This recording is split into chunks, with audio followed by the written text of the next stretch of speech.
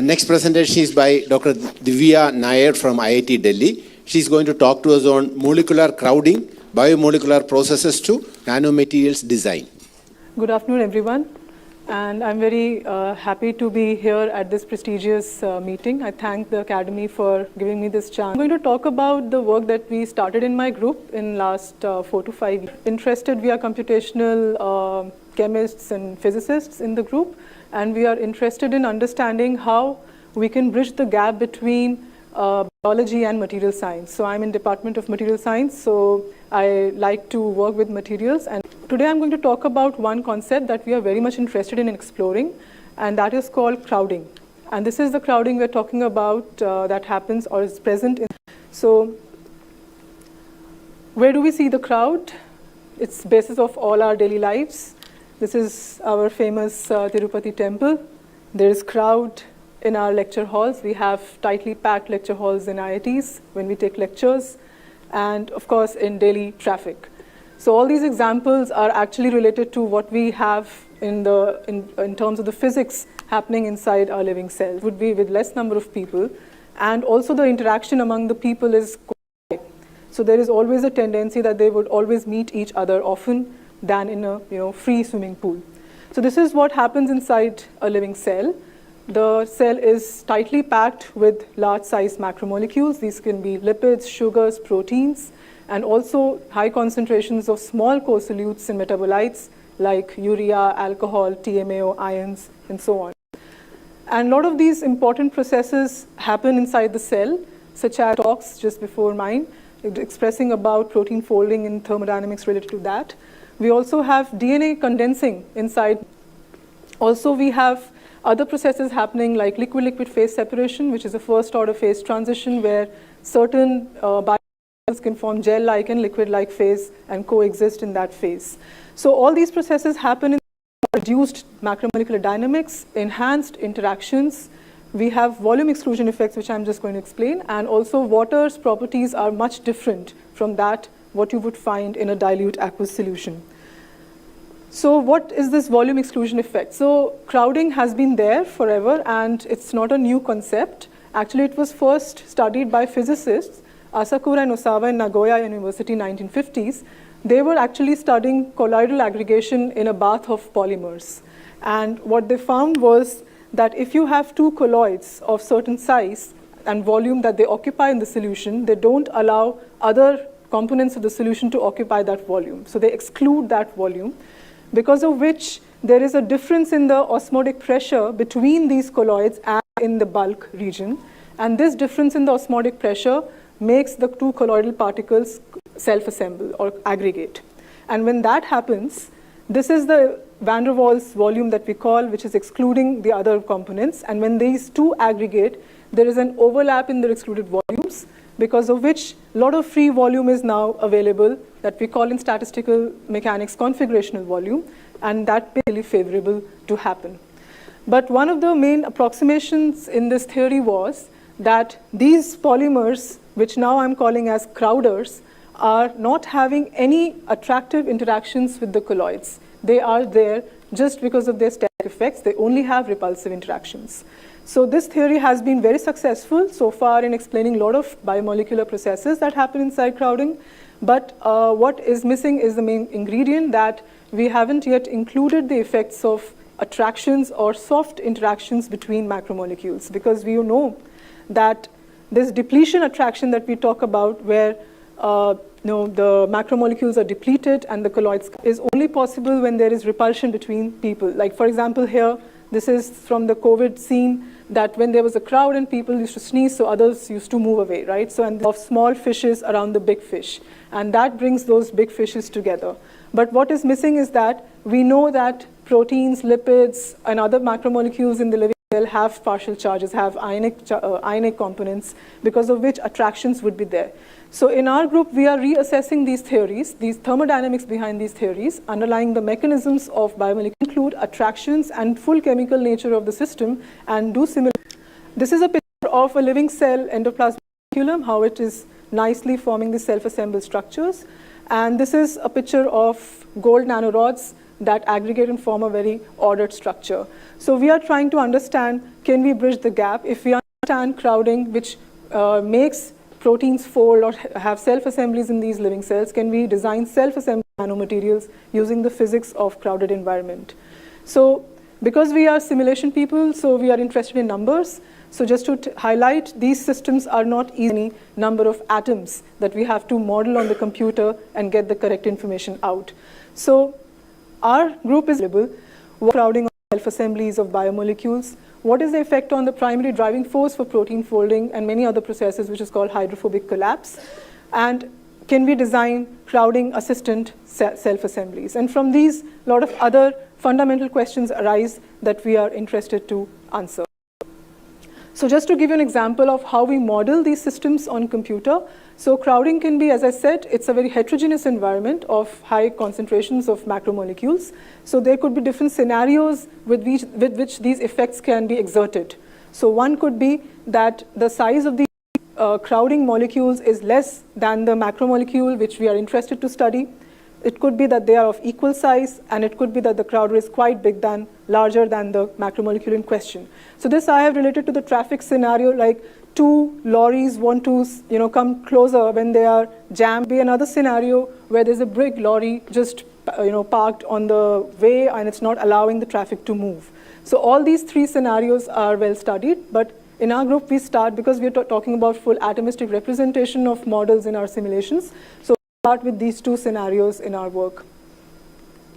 So first I'll talk about some of the work that we started with biomolecular aggregation and crowding. We started with a very simple example. We just took a bead chain polymer, which is hydrophobic beads, to understand how hydrophobic collapse happens in these solutions. And this particular polymer has been modeled in a way that it can show two-state picture. It can have an extended and a collapsed state, for which we can find the free energy change. And this is like concentrations of crowders increased. But on tuning the attraction slightly attractive, we found free energy or change became positive. That means the polymer unfolded. So this was one of the first counterintuitive findings that we found, that a crowded environment of small peptides can actually induce unfolding in the polymer, which is a completely simplistic generic polymer. And this was something new that we found from this study. Then we went ahead and made the system a little complicated. We were interested in how these intrinsically disordered proteins, they form these beta sheet-like aggregated structures. And it is known that there are certain kinds of nanoparticles which can accelerate and retard, or there could be these kind of polymers, polysaccharides and synthetic polymers which can affect the kinetics of aggregation. So we did some simulations with, again, this is A beta 42 protein, and we took the heptamer of this and looked at the structural stability of these oligomers in solutions of very small crowders, which are monomers of synthetic polymers, PEG, and we modified one of the groups of this dimer to make it more hydrophobic. And just by tuning the chemistry slightly, what we found was that the tetramer of this protein actually got more stable in the modified crowder with a more hydrophobic structure. And this was completely dependent on how the number of waters actually around these peptides changed as we changed the crowder. So this is as increasing the size and hydrophobicity of the crowder. So we could see that the solvating and the desolvating behavior of these crowders were actually determining the structural stability of these peptides. And what we interestingly also found, this is a parameter which tells how much the crowders are adsorbed on the surface of peptides, and we could get the negative size crowders. There is an effect on hydration which affects size crowders. There is an effect on hydration which affects the stability of oligomers. And when we took the very simplified crowders without any chemistry, but only size effects, we could see the small sized oligomers were getting affected more.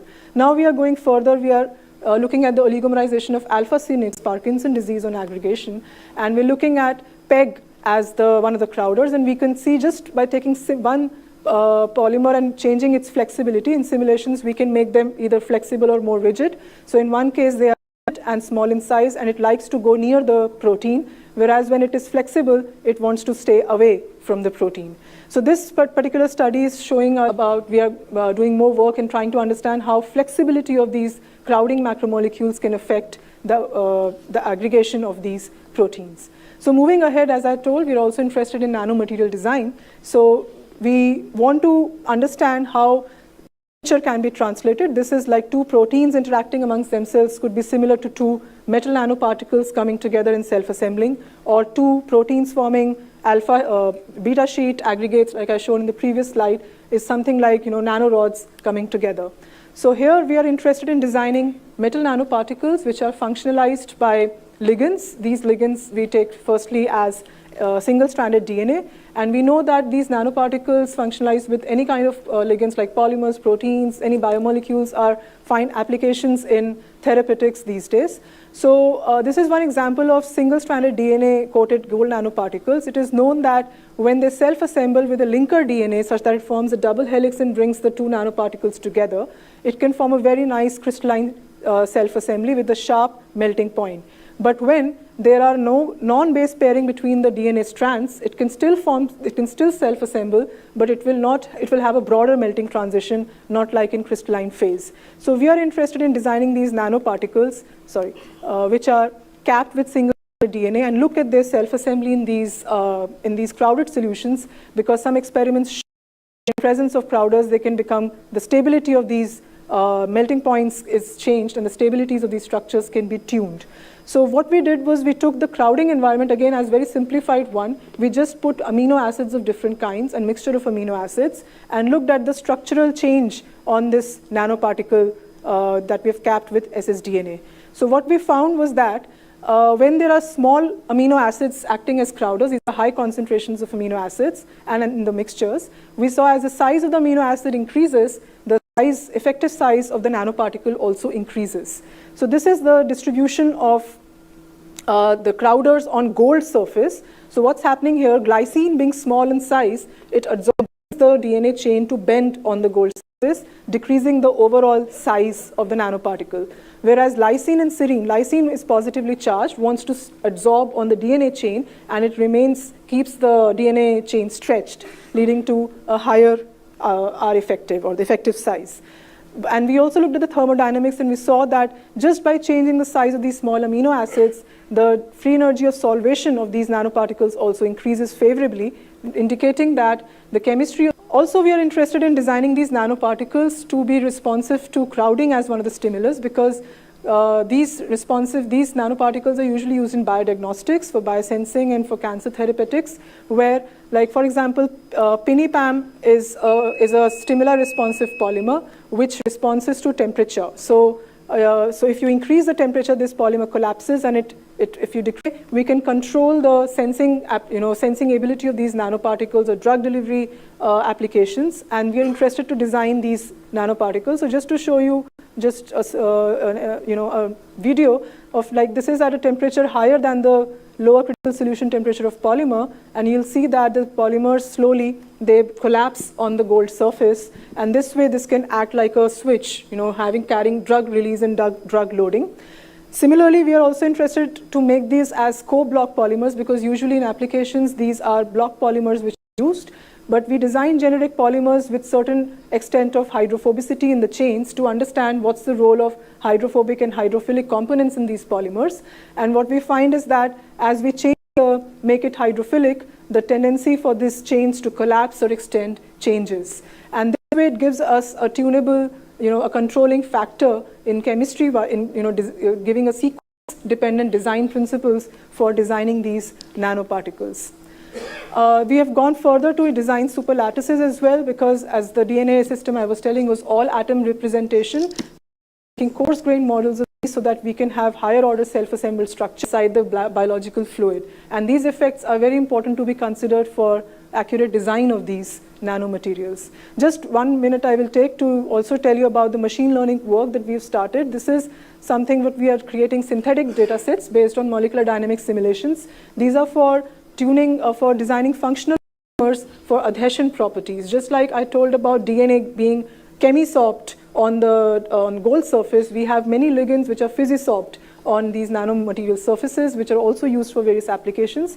So what we have done, we have created these model surfaces with different patches of hydrophobic and hydrophilic beads. And similarly for polymers, we have taken two types of beads having certain hydrophobic and hydrophilic content. And then we did about around 8.5 million MD simulations to do umbrella sampling, we call, for getting the free energy of binding of these polymers on the surface, such that now we have a synthetic data set of around 8,500 giving us the sequence design principles for these surfaces. Of course, these are not all atom models, these are not realistic systems, but at least with these simulation and synthetic data sets with our machine learning models, we are able to tell about how the chemistry of these polymer and the surfaces would affect binding affinities. And yeah, so to summarize, overall, this is the work we have been doing in the group, and the central theme has been to understand the biological environment inside a living cell and to use those ideas in the thermodynamics and physics behind those processes to design nanomaterials. So at the end, I would like to thank my collaborators who have been involved in these studies, which I've shown, and of course the team members because of doing this work. Thank you. Yeah, let us thank Dr. Divya Nayar for a very interesting presentation. We can have a few questions. Yes. Divya, congratulations, beautiful presentation. Thank you. Quick question. 7 billion sequences have to be unwound, replicated, then duplicated. Chromatin has to be found, repacked. Total 6 hours time. Crowding seems to be a natural phenomenon.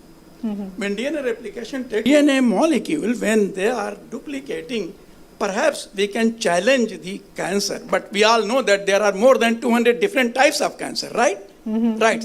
Please speak. Yeah. And then I'll frame another question. Sure, sure. With the permission of chair. Sure, sure. So one thing I want to point out, whatever processes happen with DNA, so the work that I showed with the nanoparticles, that is the DNA sequence we are artificially putting on the particle. Now the natural process, supercoiling, or for example, DNA forming into chromatin. You are using oligos, right? Oligo, yes. These were very small. What is the... This is 10 mers. We started with only 10 mers, very small, oligonucleotides.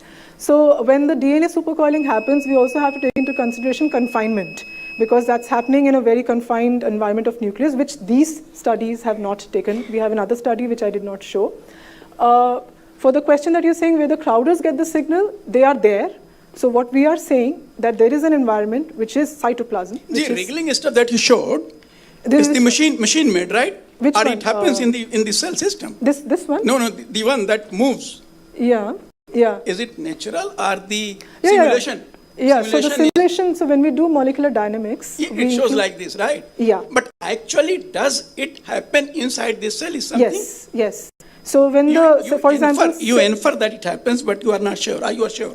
Yeah, they are moving, yes. So when the fibrillation... Cell is a very dynamic system. Everything in the cell is moved, that we are aware. Yeah. All I'm saying is that the way machine shows, actually... We are trying to replicate, yeah. So we solve the Newton's laws of second equation of motion, second law, where we are using the forces of interactions between the particulation and the velocities of the movement. So the dynamics which I'm showing here are quite accurate.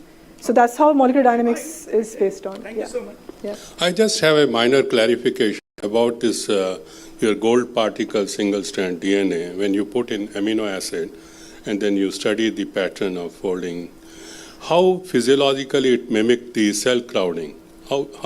Yeah, we are very away from that. That's a very good question. We haven't yet taken into the viscosity. For example, the viscosity of the medium should be very high. We haven't taken into other factors as well. So what we are doing in simulations, it gives us the freedom to factor out the control parameters. For example, if I would like to know, so in that study, we were just looking at the chemistry of the factors which should be included, because that gives us the freedom to know if these are present, what is the role of these factors in controlling the structure. So even with this, taking all the conditions of the cell in our simulation, we could still see the sensitivity of the structure to these. Yeah. Yes, so the idea was that because there will be proteins with which these nanoparticles will interact, so we just wanted to see, let's say if we put the building blocks of these proteins, what happens. And these are very high concentrations, so these could be like small metabolites, but these are not close to what we would have in a real cell as far as now. Divya, very nice talk, congratulations. I have a very minor clarification. The depletion attraction that you consider, that is for small ions in between, right? Or, have you studied it as a function of the size ratio or something like that? Not yet. So the big The crowder with beads which I showed, that is what we are doing there. We are making a phase diagram of the epsilon and attraction of the crowder with the protein and the size. So on one axis, we'll have the attraction strength, and on the y-axis, we'll control the size of these crowders, and then look at the structure, aggregation of those fibrils. Also, as a function of distance, you can see attraction and repulsion, Yes, right? right. That's what we are planning to do Thank you, next. very nice. Yes.